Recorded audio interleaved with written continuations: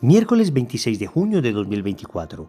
Tres mensajes del Evangelio de hoy, tomado del Evangelio de San Mateo, capítulo 7, versículos del 15 al 20.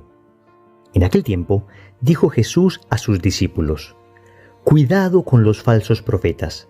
Se acercan con piel de oveja, pero por dentro son lobos rapaces. Por sus frutos los conoceréis. A ver, ¿acaso se cosechan uvas de las zarzas o higos de los cardos?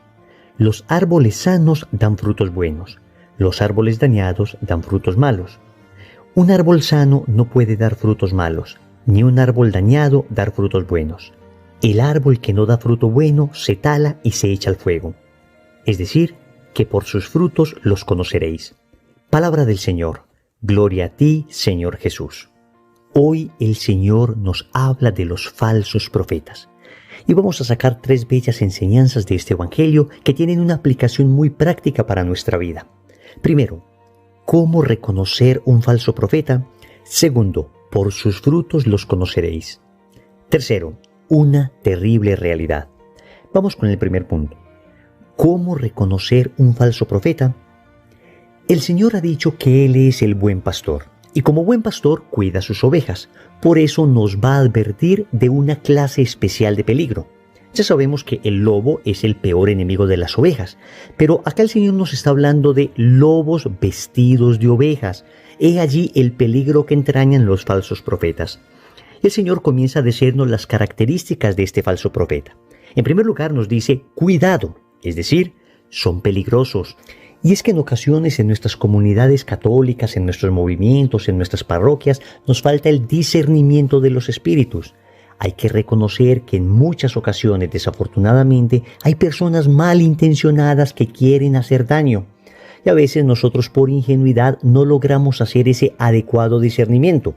No es que vamos a sospechar de todo el mundo, no es que vamos a andar con una mirada inquisidora suponiendo que todos son falsos profetas. Es más, creo que el primer examen que deberíamos hacer es el examen a nuestra propia conciencia, porque nosotros también corremos la tentación de ser falsos profetas. En ocasiones podemos tener el peligro de convertirnos en profetas de lo que la gente quiere escuchar y no de lo que Dios les quiere decir. Así que nosotros mismos podemos constituirnos, aún sin quererlo, en falsos profetas. Pero el Señor aquí advierte de unas características y dice que en primer lugar ellos se acercan, son personas cercanas. Esto es, son personas que van a decirte lo que quieres oír, no van a decirte lo que necesitan escuchar. Y aquí hay una diferencia. Nosotros queremos oír lo que sea cómodo para nuestra naturaleza herida, lo que sea cómodo para nuestro pecado, nada que nos cueste sacrificio, nada que nos genere esfuerzo. Usted hábleme solamente de cosas bonitas, pero no me hable de renuncias. Usted hábleme solamente de prosperidad, solamente hábleme de salud, solamente hábleme de bendiciones, pero a mí no me hable de renunciar, de dejar el pecado, de esforzarme por conquistar el reino. El falso profeta endulza el oído, es cercano para endulzar el oído.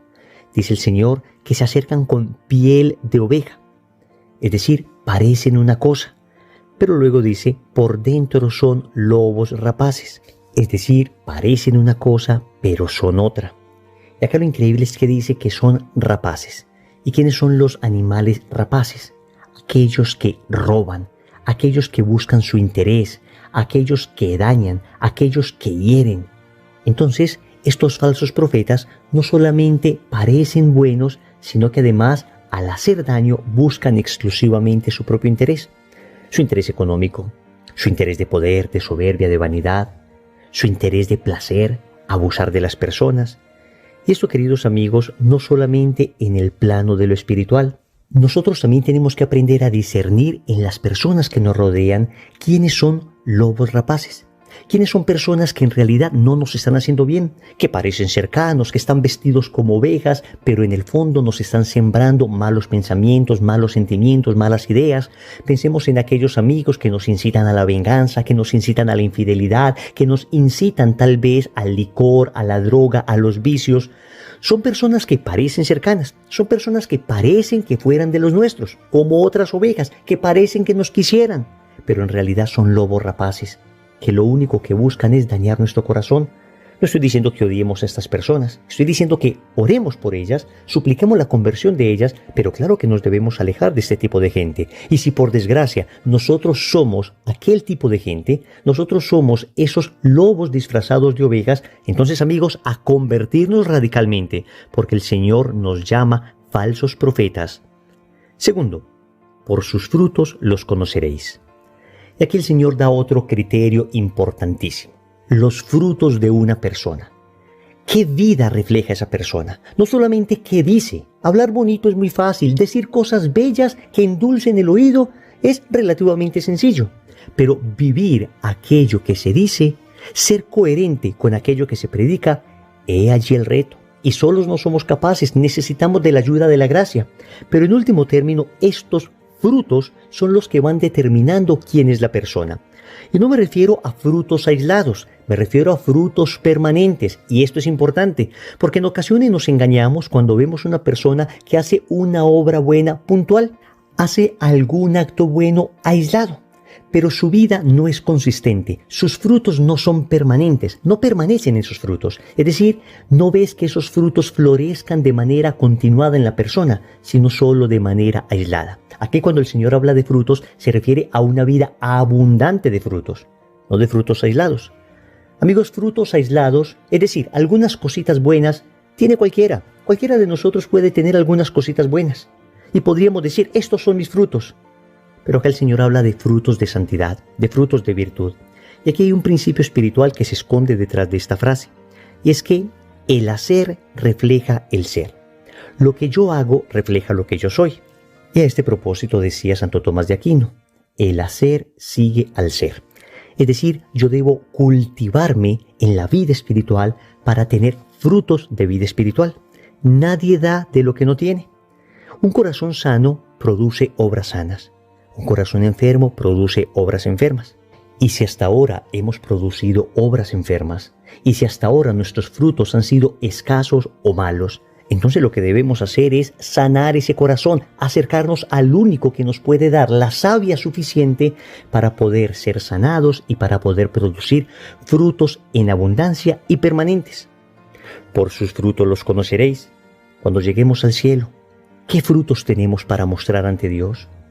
Cuidado que muchas veces nosotros estamos obsesionados con cultivar solamente frutos de orden humano. Y está muy bien.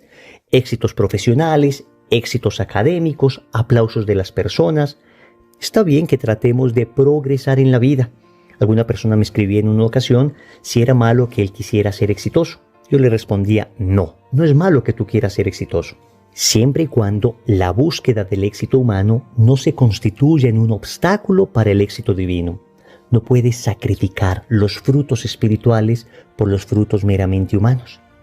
Pero si tienes frutos espirituales, si tu vida abunda en obras de caridad, en frutos de virtud, si tu vida es coherente entre lo que piensas, lo que dices, lo que hablas, lo que haces, y esto te trae además éxitos humanos, está muy bien.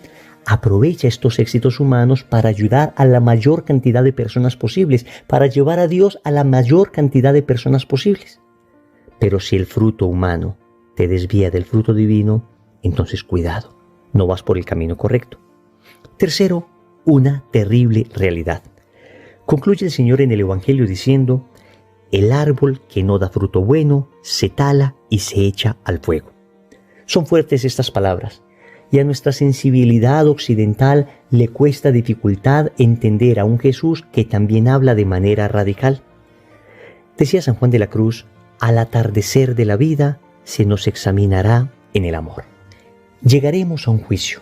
Al morir nos encontraremos con Dios. Y en este juicio se nos examinará sobre aquellos frutos de amor que produjimos durante nuestra vida. Y estos frutos son frutos que obviamente tienen valor en la medida en que se unieron a Cristo, porque por nosotros mismos nosotros no podemos nada. Aún todos nuestros esfuerzos son infecundos si no están unidos a Cristo. El Señor mismo lo dice, yo soy la vid, ustedes los sarmientos. Lejos de mí no pueden hacer nada, porque es la vid la que produce la savia y alimenta a las ramas para que éstas den fruto. Entonces, llegará el momento en que Dios nos preguntará por aquellos frutos que Él nos dio capacidad de producir y que nosotros escogimos, efectivamente producir o no producir. Será un momento importante de nuestra existencia. Será el momento más importante de nuestra existencia, en el que se determinará nuestro destino eterno. Queridos amigos, en ocasiones uno quisiera no hablar de esto. Uno quisiera solamente hablar del destino al que estamos llamados, es decir, el cielo. Pero la verdad es que el Evangelio es completo y uno no puede mutilar el Evangelio. Uno no puede silenciar el Evangelio en aquellas cosas que no responden a la sensibilidad del hombre actual. El Evangelio se debe predicar completo. Y predicando completo el Evangelio, debemos decir que cabe la terrible posibilidad de condenarnos eternamente. Claro que esperamos que sean muchos más los que se salvan. Claro que Dios va a poner todos los medios para que nos salvemos. Claro que estamos llamados todos a la eternidad. Dios no ha hecho dos caminos, uno para el cielo y otro para el infierno. Dios ha hecho un único camino, el camino hacia el cielo, pero también nos dio libertad. Y en esa libertad nosotros podemos decidir voluntariamente no seguir el camino que el Señor nos trazó y alejarnos definitivamente de Él y excluirnos de su voluntad. Y a este propósito, el Catecismo de la Iglesia Católica en el numeral 1033 dice lo siguiente: este estado de autoexclusión definitiva de la comunión con Dios y con los bienaventurados es lo que se designa con la palabra infierno. Óyeme bien, estado de autoexclusión.